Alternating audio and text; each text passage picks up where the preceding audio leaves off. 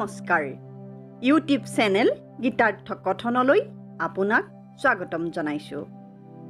শ্ৰীমদ্ভাগৱত গীতা এই গ্ৰন্থভাগীৰ এটি সৰল অনুবাদ আপোনাৰ সন্মুখত উপস্থাপন কৰিব বিচাৰিছোঁ। আহকচোন আমি এই শাস্ত্ৰভাগীৰ ভিতৰলৈ সোমাই যাওঁ। অথ দ্বিতীয় অধ্যায় শ্লোক সংখ্যা ৫০ বুদ্ধি যুক্তো জহাতিহ উভে সুকৃত দুষ্কৃতে তস্মাৎ যোগায় যুজ্যস্ব যোগঃ কৰ্মসু কৌশলম। সৰলাৰ্থ বুদ্ধিযুক্তসকলে সেই সমসত্ব বুদ্ধিযুক্ত নিষ্কাম কৰ্মীসকলে ইহলোকতেই কৰ্মৰ ভাল আৰু বেয়া দুয়োটা ফলেই ত্যাগ কৰে, দুয়োটা ফলৰ পৰা মুক্ত হ'ব পাৰে। সেইবাবে তুমি যোগত প্ৰবৃত্ত হোৱা, যিহেতু সকলো কৰ্মতে যোগেই হ'ল কৌশল। সৰল পদ্য ভাঙনি। জানা বুদ্ধিযুক্ত লোকে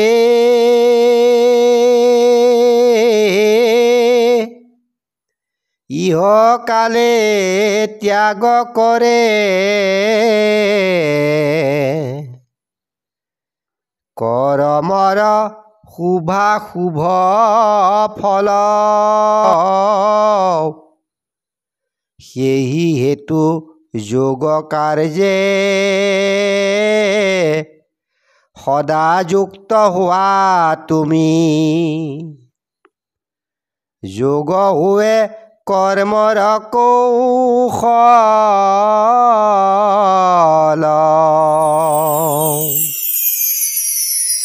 শ্লোক ভাগৰ ব্যৱহাৰিক তাৎপৰ্য। কাম কৰাৰ কৌশল যোগ। গীতাশাস্ত্ৰই আপোনাক শিকাব কাম কৰাৰ কৌশল। এতিয়ালৈকে আমি আত্মাৰ জ্ঞান লাভ কৰিলোঁ। যোগ মানে কি বুজিলোঁ? গম পালোঁ যে কৰ্মও এবিধ যোগ। বহুতে এই সংজ্ঞাক লৈ গীতাৰ ভুল ব্যাখ্যাও কৰে। শুদ্ধটো কোনটো জানিবলৈ আপুনি দ্বিতীয় অধ্যায়ৰ ৪০ নং শ্লোক ভাগৰ পৰা আৰম্ভ কৰি এই ভাগ শ্লোকলৈকে জনা কথাখিনি আকৌ এবাৰ জুকিয়াই চাব লাগিব। সকলো কাম কৰাৰ কৌশলকে যোগ নোবোলে। তাকে জানিবলৈ আপুনি কৌশল শব্দটোৱে কি বুজায় তাক মন কৰিব লাগিব। কৌশল এক প্ৰকাৰৰ বুদ্ধি। আনৰ বুদ্ধিক চেৰ পেলাই নিজে কোনো বিপদৰ পৰা সাৰি অহাৰ নামেই হৈছে কৌশল। তাকে বুজিবলৈ এটা সাধু শুনো আহকচোন। এখন নদীৰ পাৰত থকা এজোপা গছত এটা ফেঁচাৰ বাঁহ আছিল। নদীখন গছজোপাৰ ওচৰ চাপি অহাত এদিন গছজোপা নদীৰ ফালে হাউলি গ'ল। ফেঁচাৰ ভয় হ'ল গছজোপা পানীত পৰি যাব পাৰে। কিন্তু সিটো গছজোপা পোনাই ল'ব নোৱাৰে। সি এটা কৌশল কৰিলে। সেই ঠাইতে নদীত পানী খাবলৈ অহা এটা হাতীৰ লগত সখি পাতিলে। সখি হৈ সি গছজোপা হাতীটোৰ হতুৱাই পোনাই ল'লে। আন এদিনৰ কথা, সেই হাবিত থকা এটা বাঘৰ সেই হাতীটো খাবলৈ মন গ'ল। সিও এটা কৌশল কৰিলে। সি মহাদেৱৰ ওচৰলৈ গৈ ক'লে যে সি সেই হাবিত থকা হাতীটোৰ মূৰটো খোৱা সপোনত দেখা পাইছে। গতিকে দিঠকটো খাব পাৰিবনে সুধিলে। মহাদেৱে ক'লে, সপোনত খোৱা দেখা পাইছ যেতিয়া দিঠকতো খাব পাৰিবি যা। পাছদিনা হাতীটো সেই ঘাটত পানী খাবলৈ আহোঁতে বাঘে আহি সি হাতীৰ মূৰটো খোৱাৰ অনুমতি মহাদেৱৰ পৰা লৈ অহা বুলি কৈ হাতীক তাৰ মূৰটো বিচাৰিলে। হাতী বৰ ডাঙৰ বিপদত পৰিল। মহাদেৱৰ আজ্ঞা হাতীয়ে কেনেকৈ ভংগ কৰিব? হাতী সন্মত হ'ল আৰু তাৰ মূৰটো বাঘক খাবলৈ দিবলৈ প্ৰস্তুত হ'ল। তেনেতে তাৰ বন্ধু সেই ফেঁচাটো আহি উপস্থিত হৈ মানা কৰি ক'লে, ৰ'বা বাঘ, তুমি ক'লেই নহ'ব নহয়। তুমি এই আজ্ঞা পোৱাৰ কথাটো মহাদেৱৰ পৰা আমি জানি ল'ব লাগিব। ব'লা তিনিও মহাদেৱৰ ওচৰলৈ যাওঁ। তিনিও মহাদেৱৰ ওচৰলৈ যাত্ৰা কৰিলে। কিন্তু ফেঁচাই অলপ আগতীয়াকৈ গৈ মহাদেৱৰ সন্মুখতে পৰি টোপনিৰ ভাও ধৰি কলমকতিয়াবলৈ ধৰিলে। মহাদেৱে তাক সুধিলে, ঐ ফেঁচা, তোৰ কি হ'ল অ'? ফেঁচাই ক'লে, প্ৰভু ঈশ্বৰ, মোৰ টোপনি আহিছিল। টোপনিত আহি মই আই পাৰ্বতীক বিয়া কৰাইছিলোঁ। দিঠকতো কৰাব পাৰিমনে বাৰু? মহাদেৱৰ খং উঠি ক'লে, সপোনত বিয়া কৰালি বুলি দিঠকত কেনেকৈ পাৰিবি? নোৱাৰ। তেনেতে বাঘ আৰু হাতী আহি উপস্থিত হ'লহি।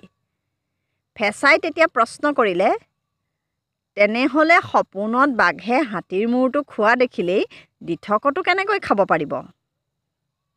মহাদেৱে স্বীকাৰ কৰিলে, ফেঁচা, তই ঠিকেই কৈছ, বাঘে হাতীক খাব নোৱাৰিব। এইটোকে কয় কৌশল। যিটো আমি বলেৰে নোৱাৰোঁ তাক বুদ্ধি খটাই কৰিব লাগিব। তাকে কৌশল বোলে। কৰ্মত কৌশল কিয় লাগে?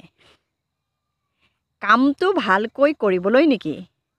নহয়।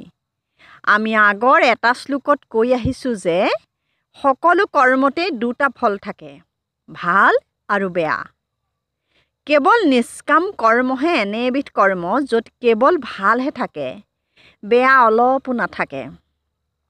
আৰু এই ভাল আৰু বেয়া যি দুটা ফল থাকে, সেই ফলৰ প্ৰতি কৰ্মীসকলৰ বাসনা থাকে, আশা থাকে। ফলত কৰ্মীজনৰ আত্মা সেই ফলৰ আশাত বান্ধ খাই পৰে।